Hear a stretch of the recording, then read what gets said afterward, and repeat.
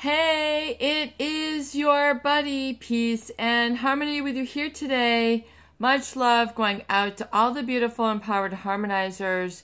And we're moving in and zooming in, focusing in a little bit more in depth on really what is required to move on, to heal, to come to terms with an individual or set of individuals that you have been plagued with that are perhaps malignantly narcissistic or psychopathic, and really sort of getting your focus back. And one of the things that I feel is a real common thread that holds people back after they've been in a manipulative relationship with one of these individuals is the kind of experience that they care way too much about what this individual thinks about them, or their take on life, or how they think. One of the key important aspects to moving on through these types of individuals is to not only to stop thinking the way that a malignant narcissist does or a psychopath does. In other words, the way that they think about things, how they evaluate things, how they judge, but also in other words, to begin to think the way that you think about yourself, life, relationships, restore that once again, but also to stop the evaluation and stop the way that this person thinks about you or thinks about others, and stop caring about what this person thinks about you. Because unequivocally, without a doubt, this person engages in flawed thinking, erroneous thinking, very harsh judgment, very harsh criticisms. In other words, they'll take a normal, natural individual and they'll turn this person upside down. In other words, finding flaws for the flaws of the flaws of the flaws. They'll create flaws where there are none. They'll create judgment and criticism when there should be none. They will tend to magnify tiny, minuscule aspects, and they'll create a paranoia, a judgment, and then following self-doubt within the individual who encounters them in relationship. So, especially when we talk about the female of this sort of type, malignant narcissist or psychopathic, these individuals tend to try to coddle people into thinking the way that they do. And I would say, one of the tremendous rules of thumb that are important as a guidepost, sort of as a key to being able to heal and move through the relationship, is to stop taking on their perspective and stop thinking in the idiosyncratic way that a malignant narcissist or a psychopathic does. Because really, one of the telltale aspects of these types of individuals is unequivocally the way that they think. It tends to be very devoid of sort of a balanced perspective. It tends to be very one-sided, ego-based, and really tinged with the element that they and their judgment and the way that they think about things seems to be threaded with a very unnatural or narcissistic or psychopathic bias, which is based on a judgment that puts them in an upper hand, a leg up, the best perspective, the most educated perspective, or the only perspective, or the right way. There's this tinge of my way is the right way, and their assessment, their judgment of others, and the issue is that it always works on a landslide that makes them the champion, that makes them the one with the power. And so by virtue of their relationships, it becomes very disempowering to others whom they scapegoat. And it can be very gradual with which they get this upper hand, this leg up. Especially after the love bombing, there's this sort of euphoria. There's, this feeling of, melting into one with this person. Feeling like, here's the answer to your prayers. This one really is, above all and beyond, the best relationship that I've had. It just seems to be, there's no issues. We laugh, we joke, there's this sort of neurochemical reaction that is set up in the individual who is scoped out and targeted for supply that is unlike really other relationships. And so it seems to stand apart. It seems to stand above. It seems to stand away from. Yet this also is part of the alienation or isolation process, particularly in those individuals who are psychopathic, who tend to manipulate others into this alienation, aloneness, and sort of isolate them from the pack, whether it's within their family, whether it's in a work relationship. They tend to sort of get them in a corner, away from, others, and away from others who, if they were to then share what this individual is doing, they'd say, OMG, get the H out of there. This person is no good. This person is harmful to you. So they get you into a situation where you can't really share because it's so melodramatic, or there's so much hyper arousal. The malignant narcissist and the psychopath will, number one, and namely, manipulate others through the violation of boundaries. In other words, where, you end and they begins to become blurred. In other words, where you would put your foot down, where you would say, you know what, this is putting us on shaky ground. This is not right. This is against societal norms. This is or unlawful, meaning, we shouldn't be doing this here. I shouldn't be giving you this information. I shouldn't be giving you my password. All the rules of thumb that either are part of business or relationship, they tend to violate. They tend to go above and beyond, especially when it comes to, the rules, societal norms, the wait in line, don't, go into this office. This is against protocol. This is not the chain of command.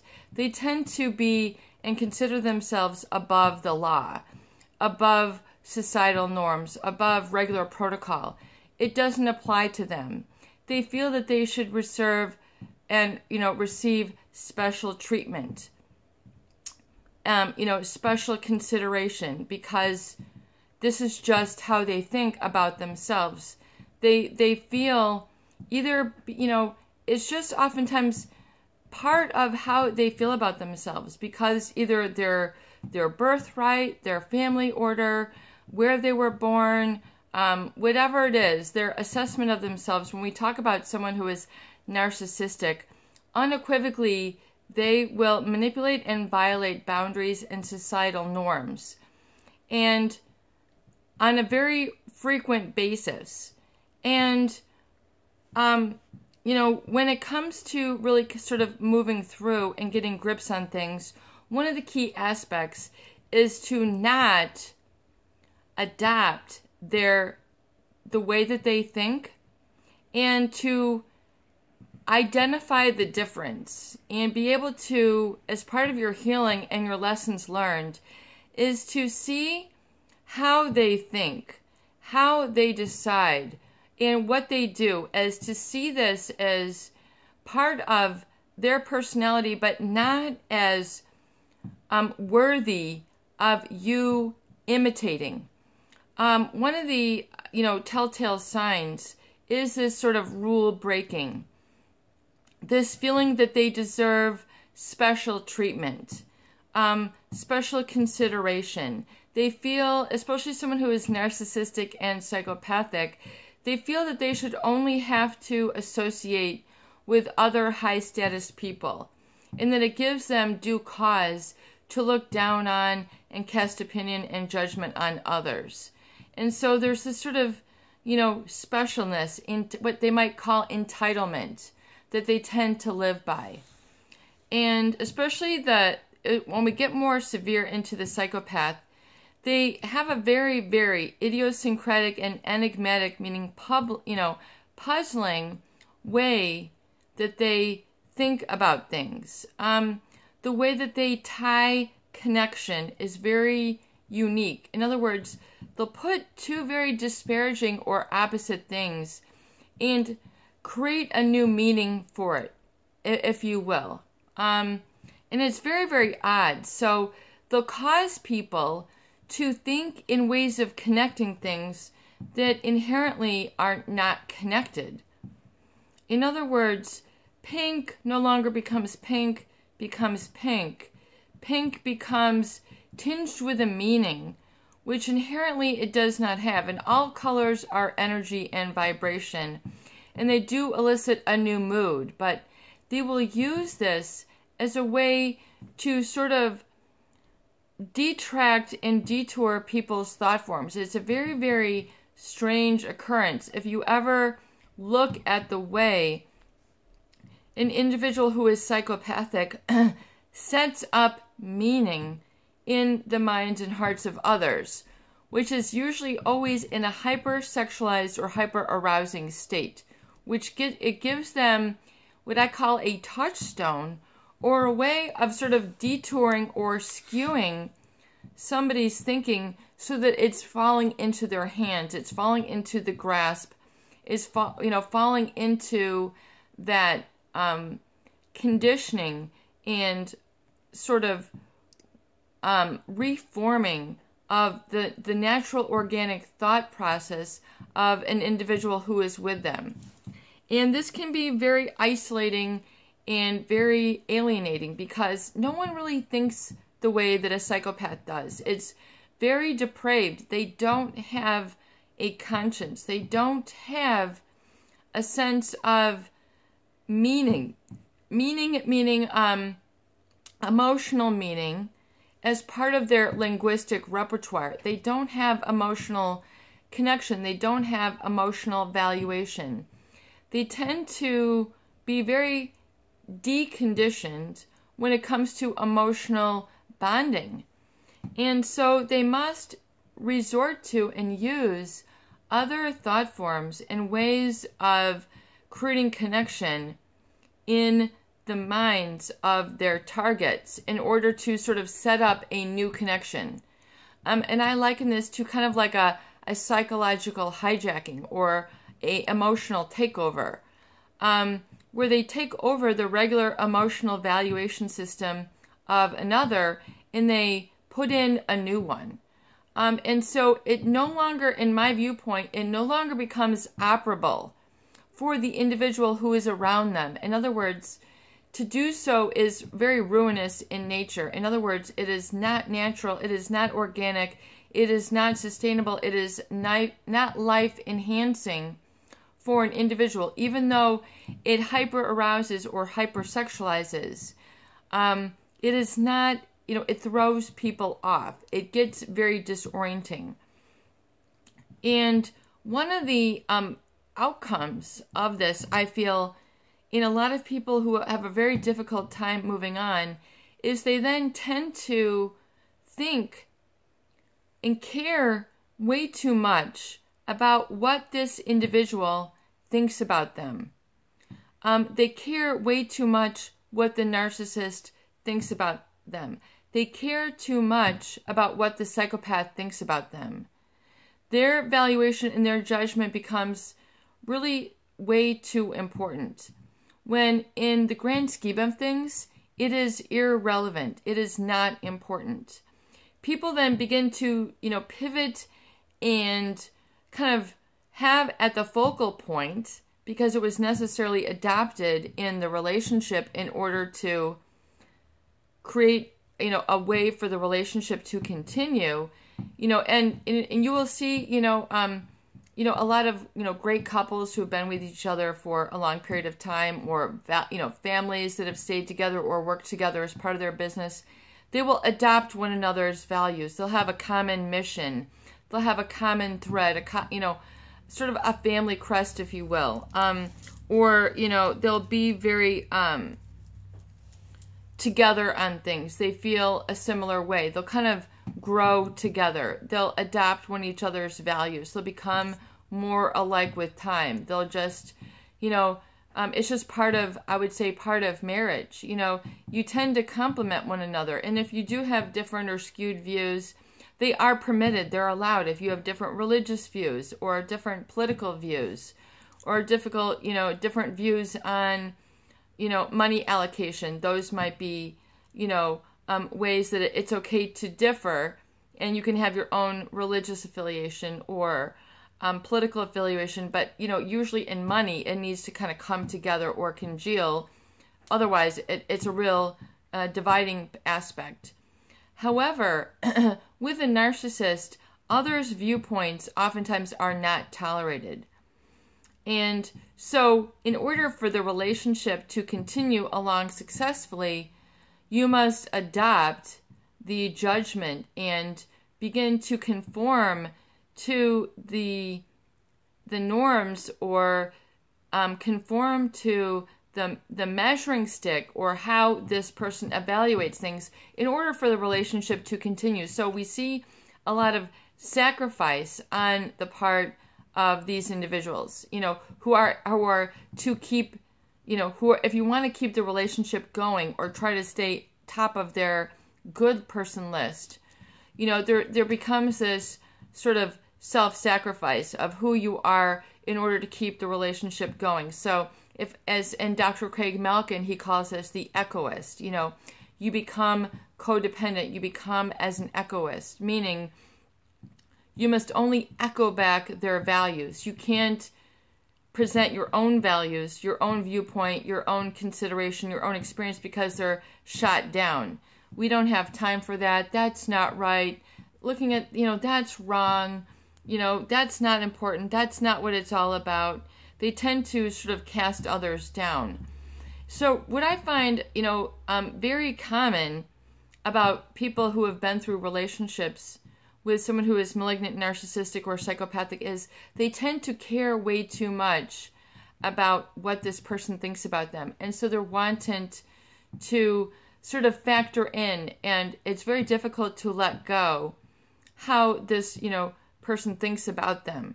And they're afraid to look different, negative, or unlovable, or not right in this person's eyes. So it's very important that I feel that in healing and moving through, that you sort of give that up.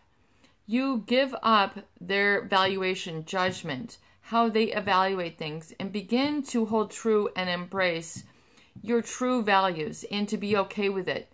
Whether it's, how you value your religion or your perspectives, or how you navigate business, or your view on little things like music or TV shows, that you restore those back to your own value repertoire, and to really then begin to stop complaining.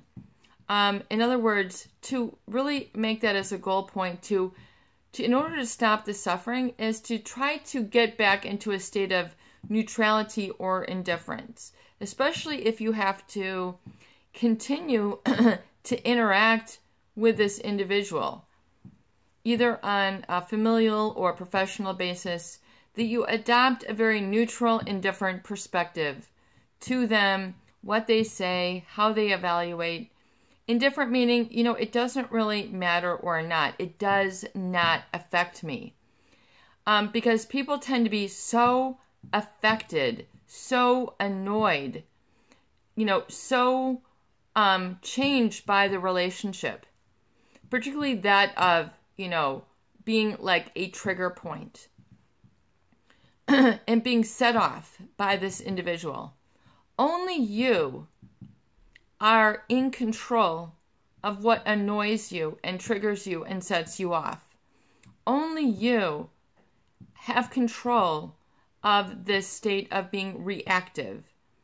Especially people who have been through relationships with those people, they become highly self-doubting and self-denigrating. In other words, self-devaluing as a result.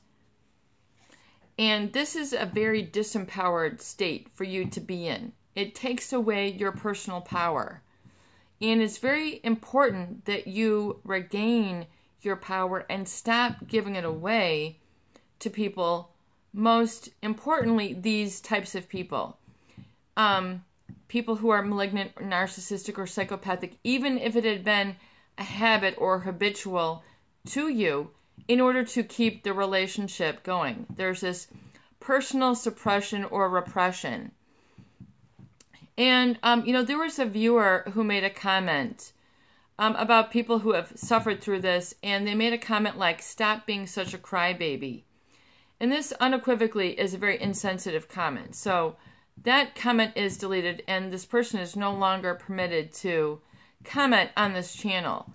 There needs to be legitimate suffering, and you need to have a legitimate grieving process when you kind of really go through. And if you don't understand the steps of grief, you must unequivocally understand the stages of grief. So I would highly recommend that you research this and see if you can then move yourself through these stages as you kind of look at the videos here. But really consider today the importance of stopping and letting go of this alienation and this isolation and this aspect of evaluating yourself through the eyes of them, and to really stop and look at really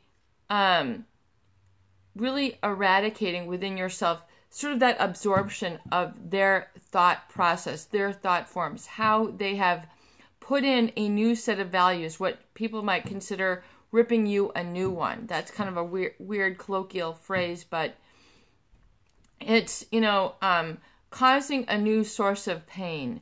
Look at neutralizing that and becoming indifferent, most importantly, if you still have to interact with this individual and, talk to them, they're in your work, they're in your business, they're in your family, and you can't go no contact, it is very important that you learn to develop an indifference to them and do a pattern interrupt with their thought and their communication. In other words, not overreact, not underreact, just develop a real neutrality.